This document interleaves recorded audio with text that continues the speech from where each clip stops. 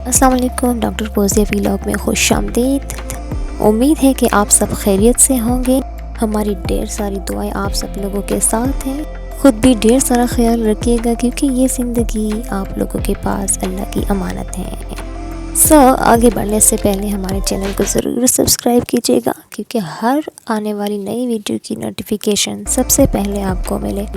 अच्छा, तो आज फिर किसी मार्केट से गुज़र बसर हो रही थी तो ये बहुत प्यारी प्यारी और फ्रेश सब्जियां मेरी आंखों को लगी और मुझे बहुत पसंद आई। बस कुदरत की जितनी भी चीज़ें होती हैं उसे देख के दिल शुक्रगुज़ार हो जाता है अपने रब का। इसमें तो सब्जियां बहुत ज़्यादा है और सारी चीज़ें जो है वो हर घर की ज़रूरत है तकरीबन। लेकिन हम यहाँ पे आज इंशाल्लाह लहसुन को डिस्कस करेंगे। बस लहसुन के कुछ फ़ायदे और नुकसानात आप लोगों के साथ शेयर करेंगे और इसकी शनाख्त भी करेंगे। अच्छा, लहसुन की शनाख्त तो ये बहुत मशहूर है जो बतौर सब्ज़ी और मसालों में इस्तेमाल होती है। इसका अचार भी मज़ेदार होता है। लहसुन की एक किस्म ऐसी है कि जो गंदना और लहसुन से तरकीब पाती है।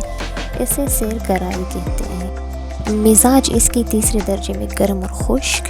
इसमें रतूबत फ़ज़ीला भी है और गर्मी इसकी हरारत गरीज़ा की तरह मानी जाती है।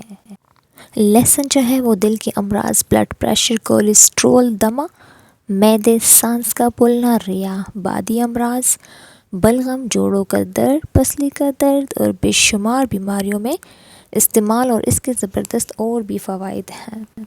लहसुन जो है वो सूजन कश अज्जा से भरपूर है, इसलिए ये अचानक होने वाली ख़ारिश से रिलीफ भी दे सकता है।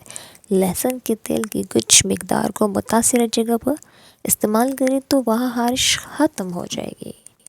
शदीद ठंड में होंठों का पट जाना या ज़ख्म हो जाना काफ़ी आम होता है, तो इसके इलाज के लिए पिसे हुए लहसुन को कुछ देर तक मुतासिर जगह पर लगाए रखें।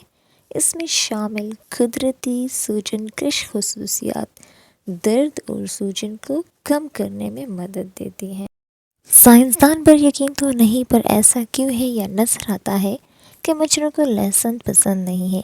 एक तहकीक में ये बात सामने आई है कि जो लोग लहसुन के पेस्ट को अपने हाथों और पैरों पर मलते हैं उन्हें मच्छरों का कोई डर नहीं रहता। इसलिए आप लहसुन के तेल, पेट्रोलियम जेल और मोम को मिलाकर एक सलूशन बना लें जो मच्छरों से तहफ़्फ़ुज़ देने वाला कुदरती नुस्खा होगा। एंटीऑक्सीडेंट से भरपूर होने के बायस आपकी ग़िज़ा में लहसुन की शमूलियत जिस्म के दिफ़ाई निज़ाम को फ़ायदा पहुंचाती है। अगर नज़ला ज़ुकाम का शिकार हो जाए तो दिल मजबूत करके लहसुन की चाय पी लें। ऐसा हो जाने के लिए इसे बनाने के लिए एक लहसुन को पीसकर पानी में कुछ मिनट तक उबालें। इसके बाद छान कर पी लें।